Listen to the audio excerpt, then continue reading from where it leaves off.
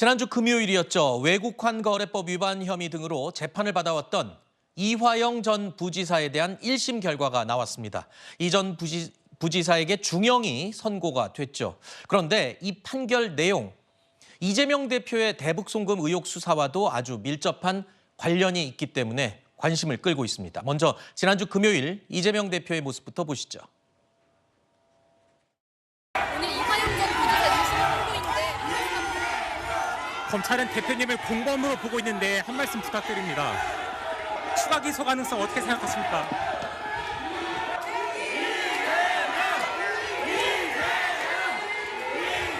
네, 이화영 전 부지사에 대해서 9년 6개월 실형 선고됐는데 어떻게 생각하십니까? 검찰 추가 수사 이어가겠다는 입장 냈습니다. 어떻게 생각하십니까? 자, 1심 재판부는 이화영 전 부지사의 대북 송금 의혹과 관련해서는 일부 유죄 판결을 내렸습니다. 그런데 검찰이요, 이 재판 결과를 토대로 이번 주 내에 이재명 대표를 추가 기소할 방침을 세운 것으로 보도가 나오고 있습니다. 자, 일단은 예상된 수순이라는 전망도 나오고 있고요. 현재 이재명 대표가 지금 3개 혐의로 재판을 받고 있는 중이죠. 그렇습니다. 대장동 관련된 것이 하나, 그다음에 선거법 위반이 하나, 마지막으로 위증교사 하나, 이렇게 해서 지금 3건의 재판을 받고 있는데요. 아마 지금 이재명 대표에 대해서 검찰이 빠르면 이번 주, 아니면 늦어도 이번 달 안 정도에는 추가 기소를 하지 않을까 보여집니다. 작년 9월에 구속영장 기각이 한 차례 됐었습니다마는 그것은 수사 과정 중의 한 단계인 것이고, 결국에는 이화영 전 경기도 평화부지사에 대한 이번 1심 유죄 판결을 통해서 북한의 거액의 대북 송금이 이루어졌다라고 하는 사실관계는 모두 법원으로부터 인정을 받았습니다. 그렇다면은 제3자 뇌물죄에 있어서 그 제3자가 북한인 것이고, 제3자 뇌물죄의 구성 요건을 맞출 수 있는 마지막 퍼즐이 완성이 됐다, 이렇게 보이기 때문에 기소는 시간 문제다, 이렇게 보여집니다. 네. 네, 지금 1심 이화영 부지사 관련해서 1심이 나왔는데, 이게 이제 1심 재판부에서 명확하게 이재명 이렇게 실명까지 언급하면서 관련성을 명확하게 드러내지는 않았다, 이렇게 조금 보여지고요. 지금 검찰이 이제 작년 9월에 이재명 대표 관련해 이 대북 송금 관련해 가지고 체포동의안 한번 이제 영장을 신청했다가 기각된 적이 한 번 있거든요. 네. 그리고 나서 그 이후에 어제 그 이화영 부지사 1심이 직접적인 상관관계가 무엇이 있는지 거기서 조금 개인적으로 좀 의문이 있습니다. 네. 예를 들면은 지금 북한 재판부가 지금 쌍방울이 북한에 돈을 보냈다는 걸 인정을 했는데, 그 돈을 보낸 것이 그 이재명 당시 지사가 그 불법적으로 대북 활동을 한 것까지 다 알고 인지했느냐, 거기에 대해서는 이런 방법 이야기가 없거든요. 그러니까 이제 대북 사업은 오케이를 했다. 근데 쌍방울의 이 불법적인 상황까지 알고 했냐, 그리고 이재명 대표가 그거를 보고를 지시를 받았냐, 이것까지는 전혀 밝혀진 게 없기 때문에 이번 검찰이 아마도 만약에 지금 계속 이제 제3자 뇌물죄로 기소한다고 이렇게 언론에 흘리고 있는데, 그거는 굉장히 부당하다, 이런 말씀 좀 드리고 싶습니다. 방금 말씀하신 부분이 지금 앞으로 남아있는 아주 핵심 쟁점입니다. 그러니까 이재명 대표가 대납 사실을 알고 있었냐, 또 직접 관여를 했느냐, 승인을 했거나 보고를 받았느냐, 이 부분이 가장 중요한 핵심이 될 텐데, 일단 이화영 1심 재판부는 이 부분에 대해서는 언급은 하진 않았습니다. 이재명 대표도 줄곧 대북 송금 의혹에 대해서는 아주 완강하게 부인을 해왔었죠. 내가 2년이라면 내 이 사입은 거 김성태라는 분 얼굴도 본 일이 없거든.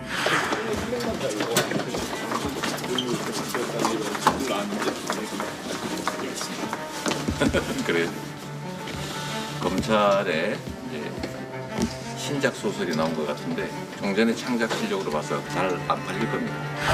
북한에 방문해서 사진 한 장 찍어보겠다고 부패 기업과 함께 100억이나 되는 거금을 북한에 대신 내주라고 하는 그런 중대 범죄를 저지를 만큼 제가 어리석지 않습니다.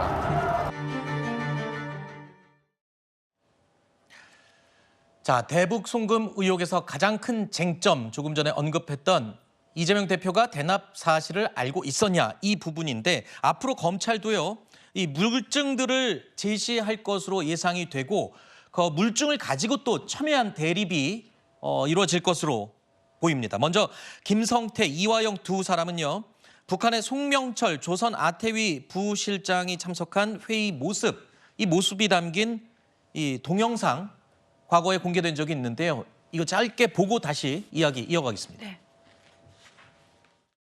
야, 우리의 소원은 통일 세번합시다 우리가. 동경으로. 어때요? 손잡고 우리가 이렇게 통일하면 만들어야 될 거 아니에요. 자, 우리의 소원은 통일!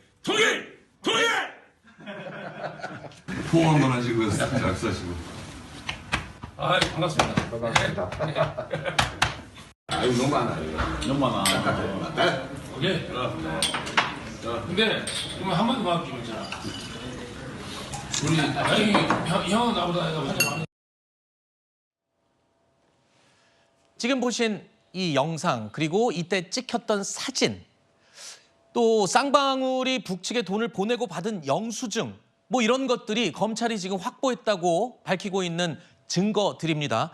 조금 전에 우리가 앞서 언급했듯이 검찰이 이르면 이번 주 내로 추가 기소, 이 대표에 대해서 추가 기소를 검토하고 있다 이런 보도가 나오고 있는데 이런 정황들을 볼 때는 검찰 입장에서는 저런 증거들을 토대로 혐의를 입증하는 게 지금 가능하다라고 자신감을 갖고 있는 건가요? 예, 앞으로 몇 개의 허들은 넘어야지만 검찰은 일단 자신감을 갖고 있는 것으로 보입니다. 이제 제3자 뇌물수수로 기소를 하게 되면은 이재명 대표의 인지 여부가 되게 중요한데 아까 나온 영상 같은 경우에는 2019년 1월에 쌍방울하고 북한 측하고 협약식 할 때 그때 즈음이거든요. 근데 일단 스마트팜 대납과 관련해가지고는 작년에 이재명 대표가 스마트팜 대납 사업과 관련해가지고 클릭은 했지만 내용은 못 봤다 그래서요. 결제를 하면서 클릭은 한 거는 일단 인정을 했단 말이에요. 그다음에 이 비용을 어떻게 처리하냐? 경기도의 남북 교류 협력에 관한 조례를 보면은 도지사가 그 대북 사업과 관련해서 기금을 확보해야 된다고 이랬거든요. 그럼 스마트팜 결제했어요. 그럼 그 비용을 어떻게 하는지는 이재명 대표가 그 보고를 받았을 개연성이 크고 쌍방울 같은 경우에는 원래 대북 사업에 관심이 있었거든요. 2018년 들어가지고는.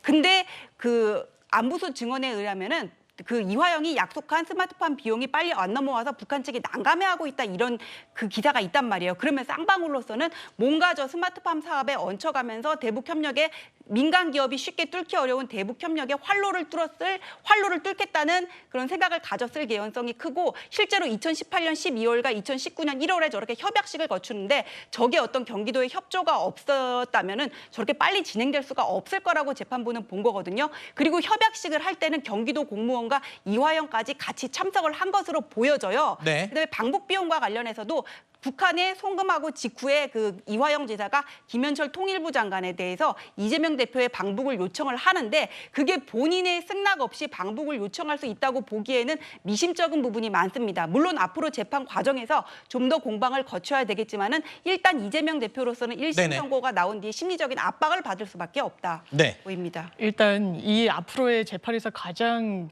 주목을 끄는 건 이재명 대표의 관여 여부 아니겠습니까? 네. 그렇다면 좀 차갑게 그 원점으로 돌아가서 생각해 볼 여지가 있는 거죠. 이재명 대표는 2019년도, 이게 송금이 이루어진 게 2019년도니까요. 그때 유력한 민주당의 대선 후보였습니다. 물론 북한에 방문하고 싶은 여러 정치적인 동인이 있었을 수 있어요. 그런데 그럼에도 불구하고 쌍방울이 우리가 과거에 생각하는 그런 기업이 아닙니다. 내이 제작하고 이랬던 회사가 아니라 이제 조폭 자금으로 이제 인수가 됐던 거죠. 왜냐하면 과거 전력이 있으니까요. 김성태 회장은 그런 회사에 돈을 북한에 무리하게 보내면서까지 본인이 방북을 강행하려는 그런 의도가 있었을 것인지는 다소 설명이 되지 않는 부분이 있고요. 네. 쌍방울은 기본적으로 기업입니다. 본인들의 어떤 수익과 관련돼서 이득이 되는 그런 계산이 전혀 없었다고는 보기 어렵습니다. 네. 그러면 이런 돈이 건너갔을 때 쌍방울이 그 과정 중에 어떤 이득을 얻었는가? 히토류를 북한으로부터 단독으로 수입한다라고 해서 주가가 상당히 올랐던 적이 있습니다. 네. 과거에 주가 조작 관련한 어떤 전과가 있는 부분이 다시 한번 환기되는 것도 이런 이유에서인데요. 그렇다면 이 부분과 관련해서 다시 한번 검찰 수사가 이뤄졌을 때 영장실질 단계에서 법원이 이야기했던 이 주변에 부적법한 관여는 있던 것으로 좀 보이지만 이재명이라는 정치인이 과연 인지하고 알고 관여했는가? 이 부분은 여전히 공백이라고 하겠습니다. 제가 조금 전에 검찰이 이르면 이번 주 뭐 추가 기소 검토 말씀을 드렸는데 시기는 못 박지 않았다고 하네요. 그러니까 중요한 부분은 지금 나온 검찰이 가지고 있다라는 증거들 물론 더 많은 증거를 확보했으니까 확신을 보이고 있겠으나 지금 나온 걸로 보면은 정황적인 근거는 될 수 있지만 직접적으로 관여를 했다라는 걸 밝히기 힘든 상황에서 추가 기소를 한다든가 뭐 이런 것들은 오히려 검찰에서는 좀 무리한 수사다, 이거 진행이다라고 비난을 받을 수 있는 부분 아닌가요? 야당으로부터. 전혀 무리하다고 생각되지 않는 것이요. 2023년 9월에 그 체포동의안이 청구될 때 국회에서 한동훈 당시 법무장관이 그 낭독했던 체포동의안 요지가 있습니다. 그 내용들을 이제 한번 쭉 살펴보시면 좋겠고요. 그리고 그동안에 여태까지 알려지기로는 그 이화영 전 부지사도 이재명 대표에게 보고를 했다라고 원래 진술을 했다는 거 아닙니까? 그리고 그 진술을 번복하기 위해서 이른바 술판 논란이라고 하는 것을 들고 나왔는데 그 술판 논란이 시기, 그다음에 장소, 뭐 주체, 행위 내용 이런 것들이 하나도 일관성이 없어서 이미 다 논파된 상태입니다. 그러면은 원래 진술했던 것은 자발적이고 정상적인 진술이라고 봐야 되겠죠. 네. 그런 점에서 저는 이것이 전혀 무리한 기소가 아니고 네. 이 정도로 방북 대가로 거액이 북한에 건너갔다는 것이 확인이 된 이상 네. 제3자 뇌물죄로 기소하는 것은 당연한 수순이다. 다시 한번 강조해서 말씀드립니다. 저 이화영 부지사의 이 1심 판결이 나오던 날 이재명 대표도 다른 재판을 받기 위해서 그날 출석을 했었거든요. 근데 어떤 질문에도 답을 하지